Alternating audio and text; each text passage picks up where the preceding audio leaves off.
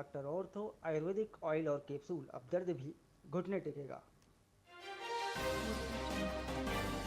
छत्तीसगढ़ के पूर्व आबकारी आयुक्त निरंजन दास को ईडी ने गिरफ्तार किया। प्रोडक्शन रिमांड पर कोर्ट में पेश किया। सौम्या चौरसिया से मिले इनपुट के आधार पर एक्शन लिया गया।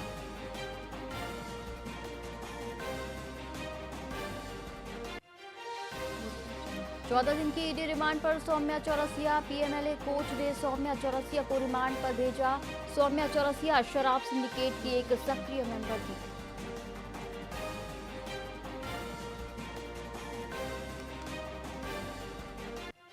छत्तीसगढ़ कांग्रेस का टैलेंट हंट प्रोग्राम शुरू। कार्यक्रम में प्रदेश भर से 120 कैंडिडेट ने किया आवेदन। लोकतांत्रिक विचारधारा वाले आवेदकों को मिलेगा मौका।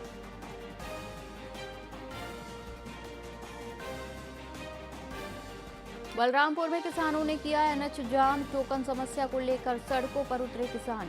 एसडीएम ने दिया समाधान का आश्वासन।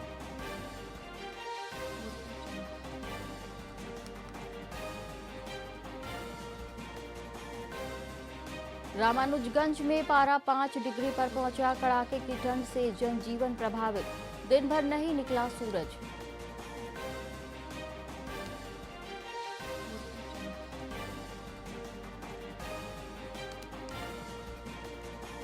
नमस्कार, आप देख रहे हैं वीआईपी न्यूज और मैं हूं आपके साथ एकता सिंह। आइए रुक करते हैं खबरों की ओर। रायपुर के स्टेडियम में 22 दिसंबर को शाम 6 बजे विश्व प्रसिद्ध मोटिवेशनल स्पीकर ब्रह्मा कुमारी शिवानी दीदी का विशेष उद्बोधन होगा। Chhattisgarh chamber of commerce and industries और ब्रह्मा कुमारी के संयुक्त तत्वाधान में आयोजित इस कार्यक्रम का विषय अनिश्चितता से मुकाबला रखा गया है। आज की भागदौड़ भरी जिंदगी और मानसिक तनाव को दूर करने के उद्देश्य से आयोजित इस सत्र में शिवानी दीदी जीवन की अचानक आने वाली चुनौतियों का सामना करने के गुर सिखाएंगी। कि आज के इस भागती दौड़ती जिंदगी में जहाँ हर कोई व्यक्ति तनाव अवसाद में जी रहा है, हर किसी को शांति चाहिए, सुख चाहिए, सुकून भरी जिंदगी चाहिए और इसके लिए वो बहुत प्रयत्नशील हैं। बहुत प्रकार के ऐसे संगठनों में जाकर के सारी चीज़ों को ढूंढने की कोशिश करता है, लेकिन थक हार करके उसको निराशा ही हाथ लगती है। मैं राधा किशन सुंदरानी, कार्यकारी अध्यक्ष Chhattisgarh chamber of commerce and industry. Chhattisgarh chamber of commerce industries के अध्यक्ष सतीश थौरानी जी ने कुछ समय पहले प्रजापति ब्रह्मा कुमारी जी को एक निवेदन किया था कि शिवानी दीदी का प्रोग्राम रायपुर में होना चाहिए व्यापारियों के लिए। हम लोग छत्तीसगढ़ एसोसिएशन ऑफ फिजिशियंस को रिप्रेजेंट करते हैं, जो कि छत्तीसगढ़ स्टेट लेवल की फिजिशियंस की एसोसिएशन है। आपको यह सूचित करते हुए हम हर्ष महसूस कर रहे हैं कि 20 और 21 दिसंबर को रायपुर में हमारी प्रदेश लेवल की वार्षिक सम्मेलन होने जा रहा है। कि आज की चिरमिरी में आयोजित विधानसभा स्तरीय कार्यशाला में प्रदेश के स्वास्थ्य मंत्री श्याम बिहारी जायसवाल मुख्य अतिथि के रूप में शामिल हुए। राज्य सरकार के 2 वर्ष पूर्ण होने के उपलक्ष्य में आयोजित इस कार्यक्रम में सरकार की उपलब्धियों को जन जन तक पहुंचाने की रणनीति बनाई गई। मंत्री जायसवाल ने कार्यकर्ताओं को संबोधित करते हुए कहा कि मोदी जी के नेतृत्व में देश और सुशासन के साथ छत्तीसगढ़ विकास के पथ पर अग्रसर है। उन्होंने स्वास्थ्य, शिक्षा और रोजगार के क्षेत्रों में हुई प्रगति को गिनाते हुए कार्यकर्ताओं से बूथ स्तर पर संगठन को मजबूत करने का आह्वान किया।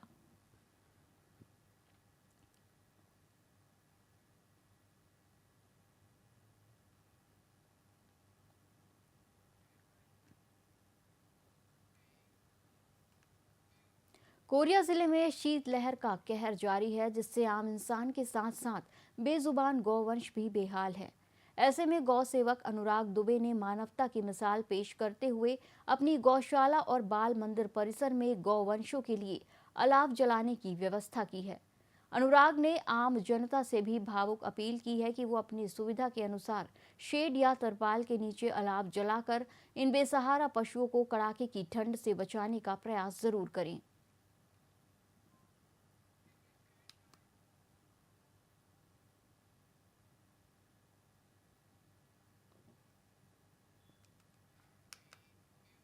छत्तीसगढ़ सरकार ने नशे के खिलाफ अभियान को और सख्त करने के निर्देश दिए हैं।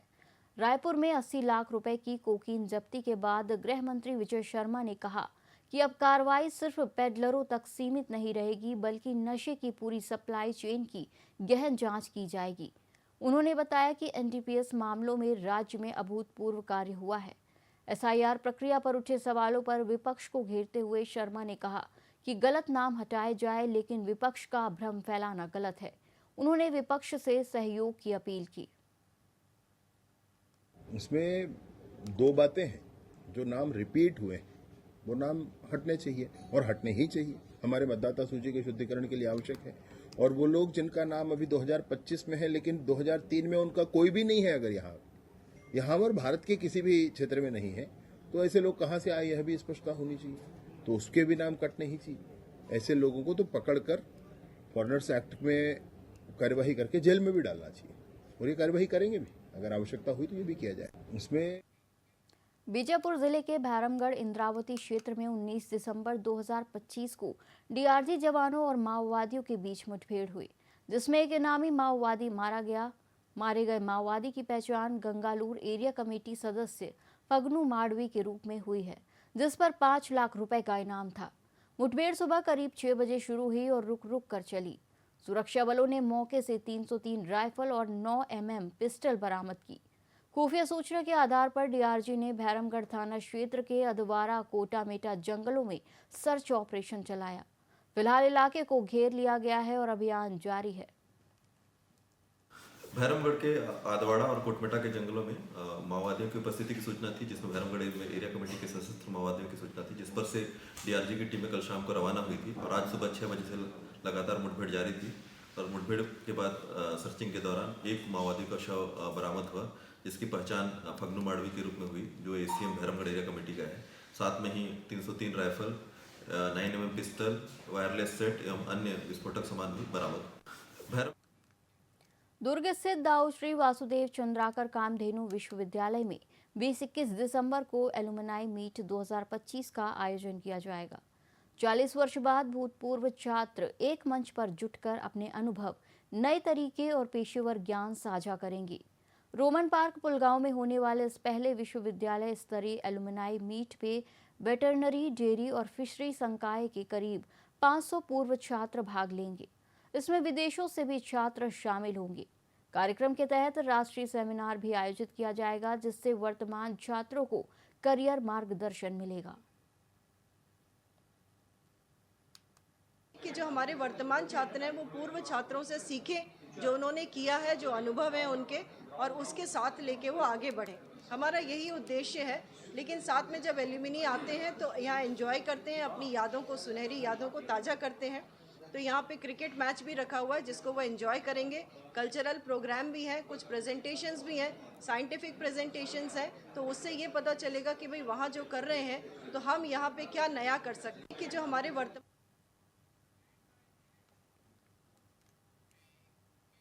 नवा रायपुर स्थित अपने बंगले में प्रेस कॉन्फ्रेंस कर उप मुख्यमंत्री एवं खेल युवा कल्याण मंत्री अरुण साव ने छत्तीसगढ़ राज्य युवा महोत्सव की रूपरेखा साझा की। उन्होंने बताया कि राष्ट्रीय युवा महोत्सव 2026 के तहत 23 से 25 दिसंबर तक राज्य स्तरीय युवा महोत्सव का आयोजन बिलासपुर के बहतराई स्थित राज्य खेल प्रशिक्षण केंद्र में होगा। राज्य भर से चयनित 3100 युवा 14 विभिन्न विधाओं में अपनी प्रतिभा का प्रदर्शन करेंगे। प्रतियोगिताओं में लोक नृत्य, लोकगीत, रॉक बैंड, वाद विवाद, चित्रकला और कविता लेखन शामिल है। 23 दिसंबर को मुख्यमंत्री विष्णुदेव साय महोत्सव का उद्घाटन करेंगे। समापन समारोह में विजेताओं को पुरस्कार प्रदान किए जाएंगे। वहीं प्रसिद्ध कलाकारों की प्रस्तुतियां और कवि सम्मेलन भी आकर्षण रहेंगे। आज मैं उपस्थित हूं राष्ट्रीय युवा महोत्सव 2026 का जो राज्य स्तरीय आयोजन छत्तीसगढ़ में चल रहा है, उसकी तैयारियों के संबंध में आपसे चर्चा करने के लिए भारत सरकार युवाओं को मंच प्रदान करने के लिए, उनकी प्रतिभा को अवसर प्रदान करने के लिए राष्ट्रीय युवा महोत्सव का आयोजन हर वर्ष करती है। आज मैं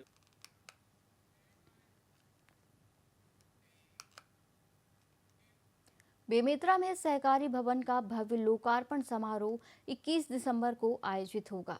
यह आयोजन सहकारिता आंदोलन के प्रणेता ठाकुर प्यारेलाल जी की 134वीं जयंती के अवसर पर किया जा रहा है। समारोह में प्रदेश के वरिष्ठ मंत्री और विधायक शामिल होंगे। लोकार्पण से जुड़ी तैयारियों का विवरण दुर्ग जिला सहकारी केंद्रीय मर्यादित बैंक अध्यक्ष प्रीतपाल बेलचंदानी ने प्रेस वार्ता में दिया। उन्होंने कहा कि धान खरीदी में तौल गड़बड़ी होने पर दोषियों के खिलाफ सख्त कार्रवाई होगी। आयोजन में बड़े पैमाने पर कार्यकर्ताओं की भागीदारी रहेगी।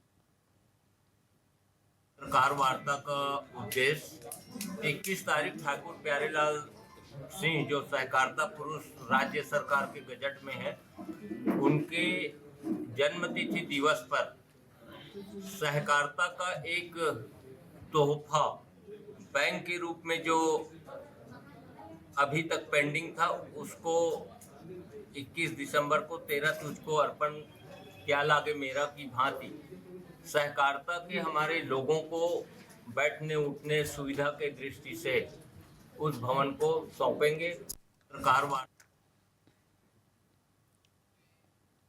इस बुलेटिन में फिलहाल इतना ही। आप देखते रहिए VIP न्यूज़। नमस्कार।